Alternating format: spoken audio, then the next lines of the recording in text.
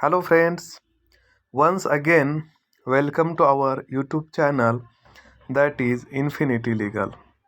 Friends, बहुत सारे बच्चों के कमेंट्स आए हैं कि सर एआईबी के लिए जो अंडरटेकिंग देना है किन स्टूडेंट्स के लिए जो फाइनल ईयर में है या फिर उनके पास एनरोलमेंट सर्टिफिकेट नहीं है, उन स्टूडेंट्स को जो अंडरटेकिंग देना है उसके बारे में बहुत कन्फ्यूजन है। उसको कैसे फिलअप करेंगे, किन स्टूडेंट्स हैं जिनको ये अंडरटेकिंग देना है, उसके ऊपर डिटेल वीडियो बनाओ।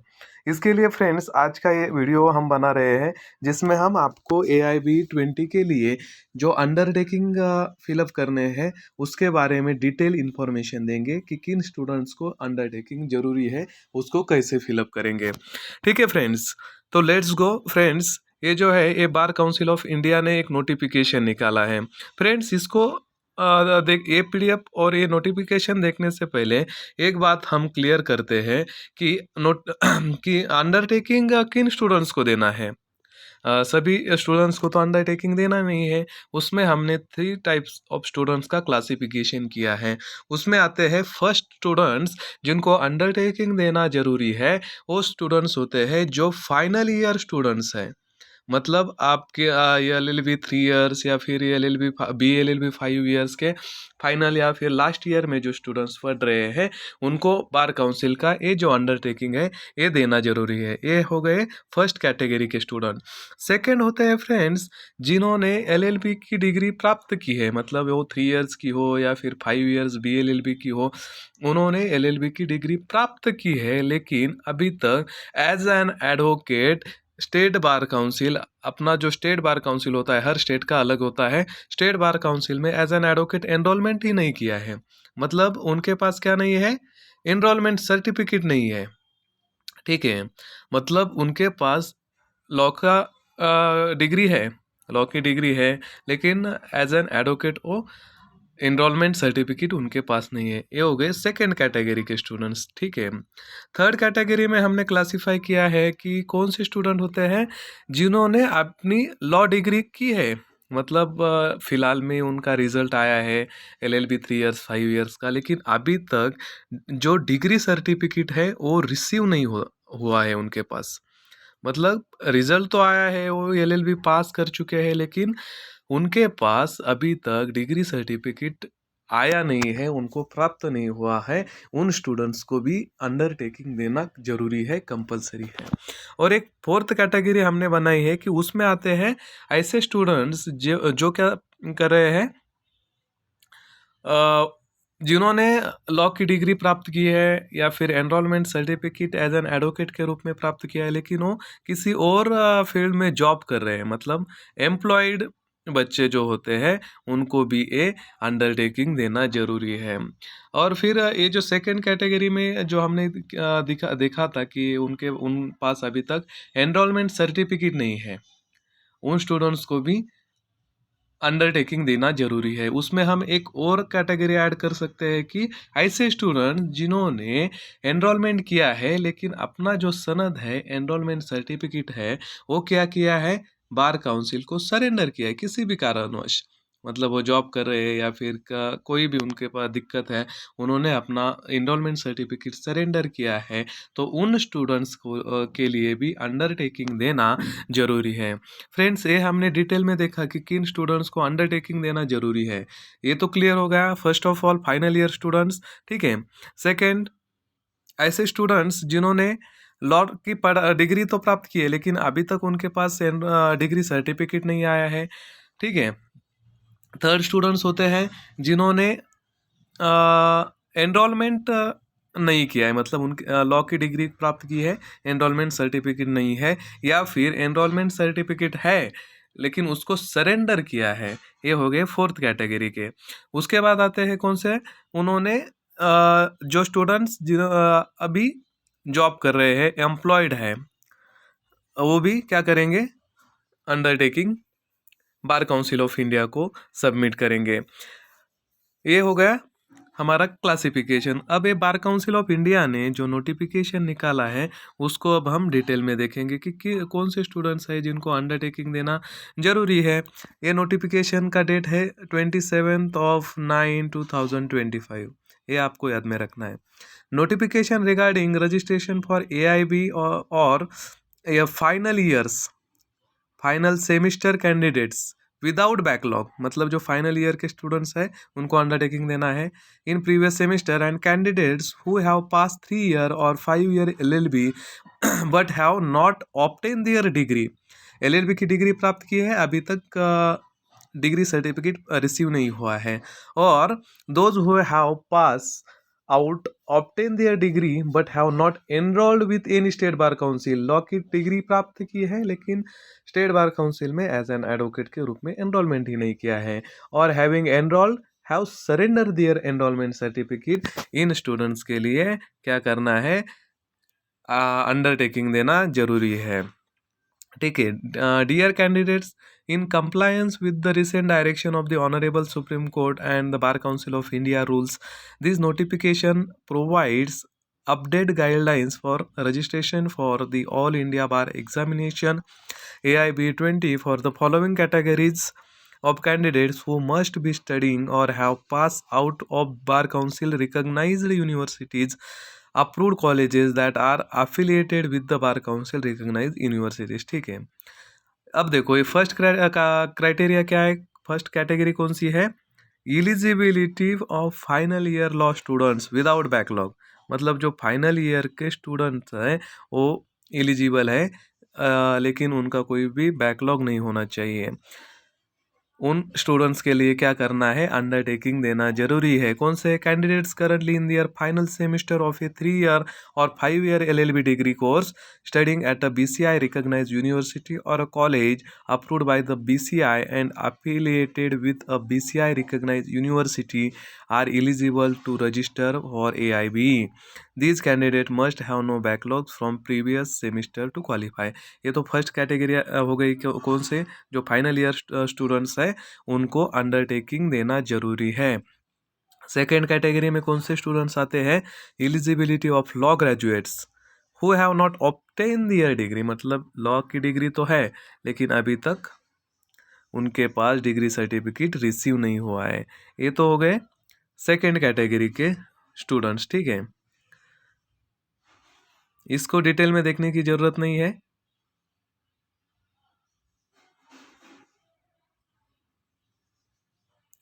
फॉर अ थर्ड कैटेगरी है eligibility of graduates who have obtain their degree, मतलब डिग्री सर्टिफिकेट तो है बट हैव नॉट एनरोल्ड, मतलब अभी तक एज एन एडवोकेट के रूप में एनरोलमेंट नहीं किया है, और have surrender their enrolment certificate, enrolment certificate किसी कारणवश सरेंडर किया है, उन स्टूडेंट्स को अंडरटेकिंग देना जरूरी है। एंड इनएलिजिबिलिटी बेस्ड ऑन, और ये देखो फोर्थ क्राइटेरिया दिया है कि इनएलिजिबिलिटी मतलब कौन से स्टूडेंट्स हैं जो अपीयर नहीं हो सकते, मतलब जो इसमें क्या दिया है कि बार काउंसिल ने कि those college which are not affiliated with the bar council of India, और बार काउंसिल उन्हें रिकॉग्नाइज नहीं करता, परमिशन नहीं देता, उन स्टूडेंट से अगर स्टूडेंट ने डिग्री अपनी लॉ की डिग्री की है, पढ़ाई की है, तो AIB देने के लिए क्वालिफाई नहीं रहेंगे। ठीक है फ्रेंड्स, अब हम देखते हैं कि ये जो आपका अंडरटेकिंग है उसका फॉर्मेट क्या रहेगा और ये आपको कैसे फिलअप करना है। This is a most important things friends. Let's go friends, ये देखो ये अंडरटेकिंग का फॉर्मेट है। अंडरटेकिंग इस फॉर्मेट में अगर आप यही कॉपी पेस्ट करेंगे या फिर इस तरह का फॉर्मेट आप कंप्यूटर के ऊपर वर्ड में टाइप कर सकते हैं। उसमें लिखना है फर्स्ट क्या, अंडरटेकिंग। क्या लिखेंगे फर्स्ट ऑफ ऑल, अंडरटेकिंग कौन, to AIBE department bar council of India New Delhi. Under subject में क्या लिखेंगे, undertaking regarding AIBE eligibility for final year law students and certificates without enrolment certificates, sorry and candidates without enrolment certificates, उनके ये subject matter रहेगा। यहाँ पे आई में क्या लिखना है, आई के आगे अपने स्टूडेंट्स का नाम लिखना है, I dash dash dash dash dash, मतलब स्टूडेंट्स का नाम लिखेंगे, सन डॉटर ऑफ फादर का नाम लिखेंगे। अगर ये जो स्टूडेंट्स का नाम है वो भी अपना फुल कैपिटल लेटर में लिखना है। फादर्स नेम ये भी आपको लिखना है। रिसाइडिंग एट, इसके बाद आपका एड्रेस आएगा कि आप कहाँ रहते हैं, ये फुल एड्रेस आएगा। hereby declare that I am applying to seat for AIB under one of the eligible category outlined by the BCI। इसमें से आपको जो कैटेगरी एलिजिबल होती है, अप्लाई होती है, मतलब आप किस कैटेगरी के स्टूडेंट्स हैं, ये आपको यहाँ पे मेंशन करना है। फर्स्ट कैटेगरी में कौन से हैं? Final year student, final semester law student with no backlogs, ये है फाइनल, ये है फर्स्ट कैटेगरी के स्टूडेंट्स, ठीक है। आई एम, ये भी आपको वहाँ पे लिखना है, with no backlogs from previous semester, I am currently enrol in BCI recognise university college approved by the BCI and affiliated with the BCI recognise university. और सेकेंड कैटेगरी में कौन आएंगे? I have completed my final semester exam with no backlogs and I am awaiting my final results. I studied at a BCI recognized university। मतलब student जो अभी तक final awaiting final results का wait कर रहे हैं, उनके पास नहीं आया, ये आपको मेंशन करना है। थर्ड कैटेगरी में कौन से आएंगे? आई am a law graduate who have not yet enrolled with state bar council. I have not obtain my LLB degree from a BCI recognized university or college approved by the BCI and affiliated with BCI recognized university। मतलब ऐसे students हैं जिन्होंने enrolment ही नहीं किया है, उन students को भी ये क्या करना है? अंडरटेकिंग देना है। आपकी एलिजिबल कैटेगरी यहाँ पे मेंशन करनी है। फोर्थ कैटेगरी है I am a law graduate currently employed, ये हमने ऊपर बताया था। Currently employed in mention job service, उसका आपको डिटेल लिखना पड़ेगा। And have either not enrolled और surrender my enrolment due to my employment. I understand that if I pass AIB I will be eligible for enrolment for 6 months. After this period, I will need to reappear for AIB to continue practice law। Friends, ये जो undertaking आप दे रहे हैं, इस समय आपको एक बात ध्यान में रखनी है कि कौन सी भी कोई भी इंफॉर्मेशन आपको बार काउंसिल ऑफ इंडिया से छुपानी नहीं है। ऑनलाइन फॉर्म भरते समय या फिर अंडरटेकिंग फिलअप करते समय आप एम्प्लॉयड है या फिर आपका सरेंडर सनद जो है, एनरोलमेंट सर्टिफिकेट है जो सरेंडर किया है, या फिर आप फाइनल ईयर स्टूडेंट्स है, अवेटिंग रिजल्ट है, और जो भी आपके पास रियल इन्फॉर्मेशन है वो आप यहाँ पे फिल करें। कोई भी information bar council of India से कंसील मत करें, क्योंकि उसका रिजल्ट क्या हो सकता है, आपका जो AIB सर्टिफिकेट अगर आप पास करेंगे और आपने मिसलीडिंग इन्फॉर्मेशन दी है तो ये आपका जो AIB सर्टिफिकेट है वो कैंसिल हो सकता है, सरेंडर हो सकता है। ठीक है friends, I also undertake to confirm that my university or college is recognized approved by the bar council of India, that I have pursue और completed my LLB degree from a BCI recognise institution. मतलब ये आपको mention करना है कि आपका जो college है वो BCI से अप्रूव है। Submit accurate and truthful information, जो हमने अभी बताया था, concerning my current academic status और enrolment status with the state bar council as applicable. Comply with the condition outline for my category and fully adhere to the process established by the Bar Council of India for maintaining the integrity and professional standards of the legal profession, ये भी ठीक है। I further confirm that I understand the eligibility criteria and agree to comply with all instruction and regulation as indicated by the BCI। I acknowledge that information of my case will be provided to the Bar Council of India for the purpose of maintaining transparency and proper record। ठीक है, ये आपको पूरा यहाँ पे mention करना पड़ेगा। ये है आपका अंडरटेकिंग का last page. I declare that all my information furnish by me in this undertaking is true to the best of my knowledge and belief। I understand that providing any false information or non-compliance with the criteria mentioned, including providing information about a non-recognized university or non-approved college, may result in a disqualification from the AIB or withdrawal of eligibility for enrollment। आई इसके बाद क्या क्या है, I declare that information जो भी आप दे रहे हैं ये ट्रू होनी चाहिए for the best of your knowledge. I understand that my providing any false information, अगर आपने कोई भी फॉल्स इन्फॉर्मेशन, मिसलीडिंग इन्फॉर्मेशन यहाँ पे मेंशन की है, या फिर अगर आपका कॉलेज नॉन रिकॉग्नाइज है, नॉन अप्रूव्ड है बार काउंसिल ऑफ इंडिया से, तो आपका result is disqualification from the AIB, और आपका जो एनरोलमेंट है वो भी विथड्रॉल किया जा सकता है। इसके लिए आपको ट्रूथफुल इंफॉर्मेशन बीसीआई जो अपना बार काउंसिल ऑफ इंडिया है इसको देना पड़ेगा। ये लास्ट है सिग्नेचर ऑफ कैंडिडेट्स। यहाँ के ऊपर आपको क्या अपना सिग्नेचर करना है। नेम ऑफ कैंडिडेट्स आपका पूरा नाम यहाँ पे मेंशन करना है। डेट मीन्स आप कब ये जो अंडरटेकिंग दे रहे हैं इसका डेट आपको मेंशन करना है। प्लेस कहाँ से है आप, यहाँ पे आपका सिटी का नेम ब्रैकेट में स्टेट, और उसके बाद इंडिया भी कर सकते हैं आप। कॉन्टैक्ट इन्फॉर्मेशन आपको ये भी प्रॉपरली मेंशन करना है, phone number and email ID. ठीक है, नोट में ये तो हो गया पूरा आपका अंडरटेकिंग का फॉर्मेट, ये इसके बारे में तो कोई कन्फ्यूजन नहीं है। ये नोट दिया है, ये भी हम देखते, ये बहुत ही इंपॉर्टेंट है। Final year law student must submit self attested, मतलब आपका साइन होना चाहिए उसके ऊपर, and scan marksheet for each semester. This includes, मतलब जो फाइनल ईयर के स्टूडेंट्स हैं उनको हर सेमिस्टर के self attested scan document marksheet upload करने पड़ेंगे। For the 3 years LLB degree course, marksheet of semester first to semester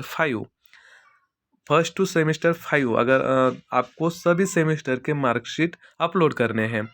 5 year आपका लॉ का कोर्स है तो फर्स्ट सेमिस्टर से 9 सेमिस्टर। ये बात आपकी क्लियर हो गई। बहुत सारे बच्चों का सवाल था कि कौन से मार्कशीट है वो अपने को अपलोड करने हैं। ये बात है कि अगर आपका लॉ डिग्री कंप्लीट है तो आपको सिर्फ फाइनल जो आपका सर्टिफिकेट है वो अपलोड करना है, और आप फाइनल ईयर स्टूडेंट्स है तो आपको फर्स्ट से लेकर 5th और फर्स्ट से लेकर 9th मतलब ऑल सेमिस्टर के मार्कशीट अपलोड करने हैं in a single PDF, scan PDF. Second note दिया है, law graduates who have pass their LLB course but have not yet obtain their degree must submit their self attested and scan marksheet. Law graduates है, pass their LLB मतलब LLB course complete किया है, but have not yet obtain their degree, उन्होंने अभी तक degree certificate receive नहीं किया है, उनको भी क्या करना है, सेल्फ अटेस्टेड स्कैन मार्कशीट, पूरे सेमिस्टर के मार्कशीट आपको अपलोड करने हैं। मतलब फाइनल ईयर स्टूडेंट्स उनको पूरे सेमेस्टर के मार्कशीट अपलोड करने हैं। ऐसे स्टूडेंट्स जिन्होंने लॉ डिग्री प्राप्त की है लेकिन अभी तक डिग्री सर्टिफिकेट आया नहीं है, उनको भी पूरे सर्टिफिकेट ऑल सेमेस्टर के मार्कशीट अपलोड करना है। For the 3 years LLB degree course, marksheet of semester first to 6th semester, and for 5 year integrated LLB degree course, marksheet of semester first to semester 10th से। ये है आपके marksheet upload करने का criteria. अगर आप ये वीडियो ध्यान से देखेंगे तो ये आपका क्लियर हो जाएगा। All candidate must ensure their institution is BCI recognise और अप्रूव। ये note bar council of India ने दिया है कि आपको और जो स्टूडेंट्स हैं उनकी ये रिस्पॉन्सिबिलिटी है to check whether our college is BCI recognise और एफिलिएटेड और not. This is one of the most important ground for disqualification of AIB examination. So friends, ये था अंडरटेकिंग से रिलेटेड, मार्कशीट से रिलेटेड, एलिजिबिलिटी क्राइटेरिया से related एक important video हमने बच्चों की डिमांड के हिसाब से बनाया है। अगर आपके मन में अभी कोई सवाल है तो आप हमें कमेंट बॉक्स में कमेंट डाल सकते हैं, और AIB 20 का फॉर्म ऑनलाइन कैसे फिलअप कर सकते हैं इसका डिटेल वीडियो हमने AIB 20 का ऑनलाइन फॉर्म घर बैठे कैसे फिलअप करेंगे इसके ऊपर अपना जो यूट्यूब चैनल है इन्फिनिटी लीगल उसके ऊपर अपलोड किया है, तो वो भी आप देख सकते हैं। So thank you friends.